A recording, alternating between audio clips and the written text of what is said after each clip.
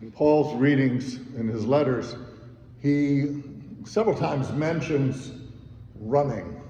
I don't know, maybe he was a runner, I don't know. I didn't think that happened until Jim Fixx in the 70s, that people just ran for exercise. But it was a competitive thing, certainly, in the Greco-Roman world. And it appears often in his letters, you know, you want to run the good race, fight the good fight. And today, he talks about that as well.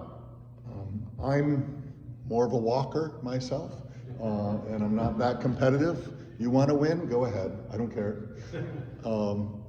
So I don't really identify with Paul that way.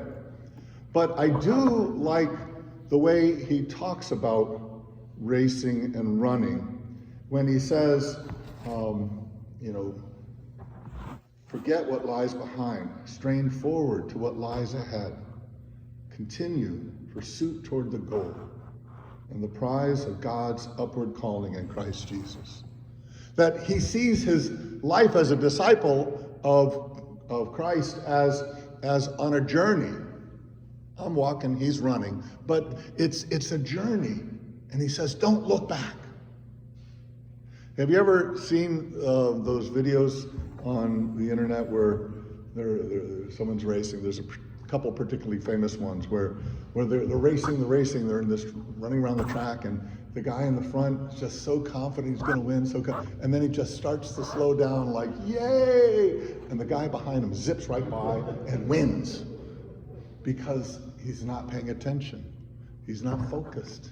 Sometimes, you know, a runner will look back, and as he looks back, someone zips right by him. Don't look back. We like to think that that's what we're doing here at St. Andre Bessette as well, and opening doors after the years of COVID and violence. We're not looking back, we're looking forward. We have a goal to move forward, to stay focused on what lies ahead instead of just thinking about what happened in the past. In the first reading, Isaiah tells us a very similar thing. He says, remember not the days of old.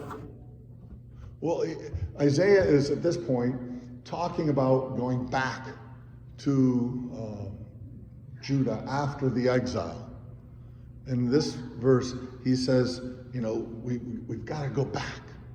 We don't remember the days of old. It's not going to be, Jerusalem's not going to be there when you get there. It's all in ruins. The temple's gone. Let's go back and return to our homeland and rebuild. Look ahead. A new temple, a new city, a new relationship with God.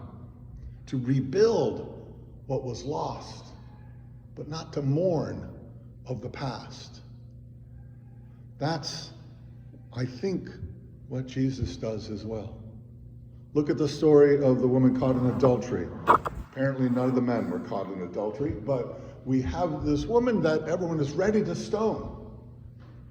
And Jesus doesn't lecture her on her sin, doesn't even address her until everyone's gone. He, as you know, says, if you're without sin, go ahead and condemn her. And everybody leaves because they knew they were not without sin themselves. But in Jesus' response to the woman, when she's left alone with him, he says, does no one condemn you? And she says, no, there's no one here. And he says, neither do I condemn you. Go and sin no more. He didn't give a lecture. He didn't talk about what you did was wrong. He just says, go and do better. Rebuild. Look forward. Keep your eyes focused on where you want to go and where you feel called by God to go, rather than whatever is behind you. This is what we talk about in our best when we talk about reconciliation. First off, you only talk about your own sins.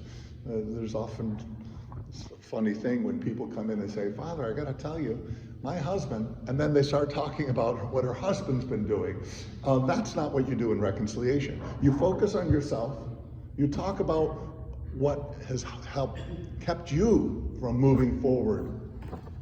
And then the priest is to say, go and sin no more. Try again. Stay focused. Move forward.